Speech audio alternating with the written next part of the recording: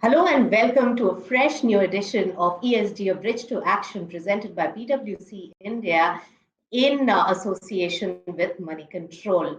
Now, today we are going to talk about one important aspect of ESG compliance and adoption by companies, that is, of the value chain. Let's talk about that with two important experts joining us right here on the show. Let me welcome on the show Kunal Bell of Snapdeal and Manish Sharma of PwC India. Gentlemen, so good to have you on the show.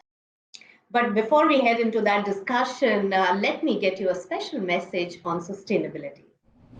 I think first and foremost, besides being driven by their own charters and ambition, they will be driven by the capital.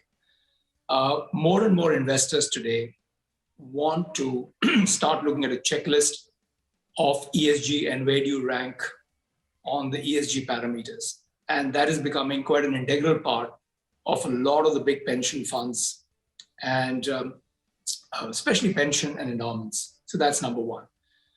For India, I think it's a bit tough. It's not easy. All the corporate governance standards have come a long way and are improving by the day. I think giving back to society and creating great CSR buzz, all that is working well. But when it comes to production, climate change, having green action on manufacturing is going to be a long drawn process. It's a big change. It's an expensive change, but I think there is going to be very little choice. So I would say we are well on our journey. Indian corporates are very much seized of this. Some of the industries will move towards it quicker. Some will take longer. But I would say there's going to be not too much choice in the next 10, 15 years. You probably have to adhere to the highest standards of ESG. Manish, first question to you. This is more an external transformation when it comes to the ESG standards. How are companies really complying, also transforming it, and also articulating these standards to the supply chain management companies? See, the entire value chain referral is to the process, the life cycle of the product or the process, from procurement to production to distribution to disposal. It includes everything. Embedding sustainability and ESG factors into each of these elements is what leads to creation of sustainable supply value chains. It also probably will lead to situations where you need to redesign your products. You need to address both the product development phase, its production, as well as its materials being used as inputs, and to minimize the overall product footprint.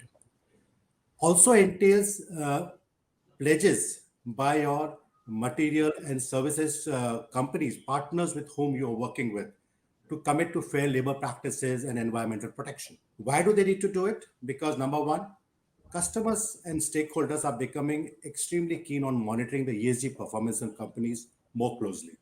They are holding them accountable, not just for their performance within their own direct operations, but also any oversight or flaws in the selection of suppliers, vendors, products or services on offer. It entails that the companies are focusing the profoundness of the impact across the value chains, by whether it's through purchased goods and services, whether it is through their own employee travel, or it is with respect to the product use itself or its disposal. How do they go about doing it? They typically look at it from a point of view of entire risk assessment across the value chain. So whether it is to identify the major product and service categories and the key procurement items under there, understand the impact across the value chain through life cycle analysis, understand the ESG risk associated across the entire thing.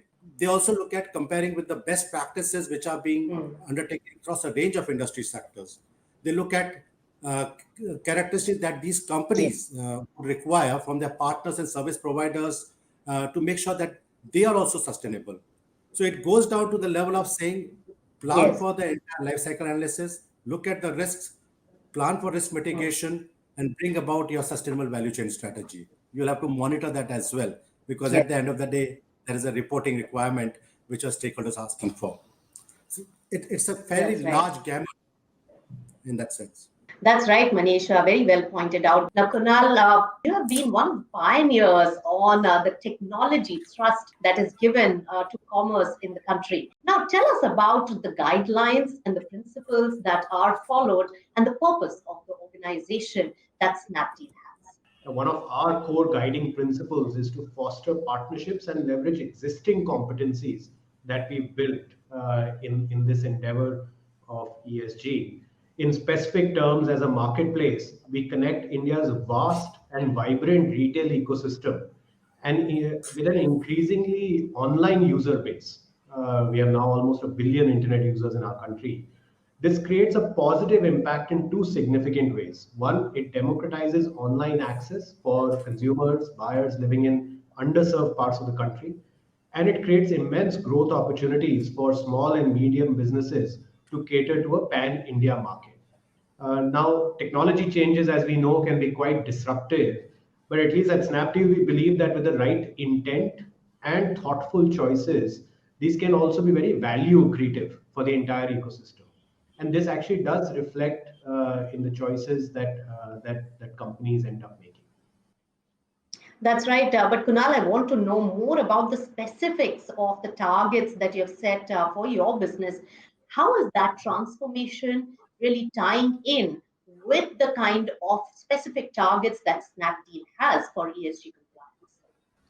Now, very well put, Nisha, and ESG has been an integral part of our company's journey. It arises organically from how we work and think as an organization and how our work empowers the multiple stakeholders of an organization like ours. So, for instance, with respect to the sellers on our platform, India has a robust retail ecosystem, as I mentioned. Most of it is physical, and a large part of it is in the unorganized sector. But the retail sector is getting increasingly digitized. Now, as a marketplace, we work closely with these MSMEs to get them future ready through training, well-structured working arrangements that help them understand how to serve these online customers. We have an early payment program that helps them access their payments in an accelerated manner and hence manage their working capital effectively. We've also partnered with various sellers to introduce sustainable products, including working with local artisans from various states where they don't get access to demand. For instance, we worked with the government of Jharkhand to enable access of artisans in Jharkhand from tribal regions and connect them to consumers across the country. Secondly, with respect to our logistics partners, we operate a fairly complex nationwide supply chain. And for this, we also work directly with a lot of small, local, and regional logistics players, and not just national players. We integrate these small logistics players with our technology backbone, share digital tools and best practices with them. We're also creating economic opportunities, not just in the top cities, but by employing personnel and contracting with service providers from the smaller cities and towns as well. And finally, with all our service providers on the logistics side, we are also now promoting the use of electric vehicles in the coming years as well. And finally, more on the governance side, for us, many of these choices have been part of our journey for a while now. And we've tried to embed elements of social responsibility and governance norms in all our relationships with the various stakeholders and have used technology very effectively to do that. Yes. And all these tools bring a lot of predictability, transparency, and help roll out a high level of governance at scale. Yes. One aspect that I want to touch upon with Manish on this particular journey is that, Manish, there are various aspects to the conduct with the supply chains. Now, is there a right way of approach and articulation and embedding the ESG standards with your business partners? Very useful to look at that aspect because there is not one approach that fits all. You are looking for certain level of certain layers in that approach, and in that sense, there are a lot of actions which players will have to deliberate upon before they get down into looking at their entire sustainable supply chain strategy. For example, their actions will have to be guided by the maturity of the organization in the same. Another key determinant will be the executive leadership and their commitment in the area of supply chain sustainability. Now, when companies define their ambitions and make transitions, they'll need to weigh in the right time to begin this process. So we believe that there are at least 4 levels of engagement based on the maturity of companies. Number 1, you need to look at defining the ESG expectations for the supply chain. You can look at supplier code of conduct, where you lay down guidelines and you get your partners to pledge to support that code of conduct. For example, when you look at supply chain, you are looking at electric vehicles, which has already been mentioned by Kunal. You are looking at clean energy for warehousing. You are looking at diversity in the supplier pool. At the same time, you need to be able to also monitor and audit. So suppliers can do self-assessment and engage with you.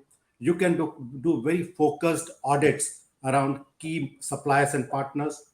Certain select ESG KPIs for your supply chain partners can be devised and designed, and you need to measure and report your supplier such assessments. And then you're looking at incentivizing. You'll have to also look at selective procurement, which is a kind of a transition. So you're looking at thresholds of sustainability being set up by your company, and you're saying, this is going to be the threshold for my procurement process. At the same time, you will have to also do what Kunal very clearly articulated around investing into their capability building. You need to really work with them. You need to invest into their capability building. So it's a large task which is set out in that sense. Kunal, final question to you. What is the role of organizations like yourself, and especially from the new age companies which deal with society at large? Yeah, Nisha, that's an excellent point, and it's something that I've thought about a lot through the years. Also, as our Prime Minister often says, right, that startups are at the center of India's future and the future of India's society as well, in terms of the impact, needle-moving impact startups can create. Like, for instance, in the recent COVID-related disruptions, we were able to ensure home deliveries and safe home deliveries being made safe to millions of consumers across the country, especially for essentials like masks and sanitizers. We've also been leveraging the significant reach of the platform. We have over 40 million people who come to our platform every month across the farthest corners of the country, encouraging them to create their national health ID. Now, companies like ours can also set a high bar on governance, as I had mentioned. For instance, from our perspective, we've had a chance to learn from leading companies like Airtel to institutionalize practices like quarterly audits, which we've done for the last 7 years as a company. We've also we have a dedicated CSR and ESG governance committee constituted on our board. Now, Nisha, there cannot be greater impact of any business than improving the lives of the people it touches. And that's something we believe quite passionately in as a company. And hence, our belief is that ESG is not a goal. It is an integral part of the journey of any company. That's right, Kunal. And yes, one point I would like to make is that we have seen several instances of the companies really being held responsible for the ESG compliance of their entire value chain. And therefore, the onus lies on the large companies like yourself. With that, it's a wrap on this very interesting discussion. Thank you so much, Kunal and Manish, for joining us on this with your very valuable insights. Thank you so much. Thank you so much. Thank you, Thank you. Nisha.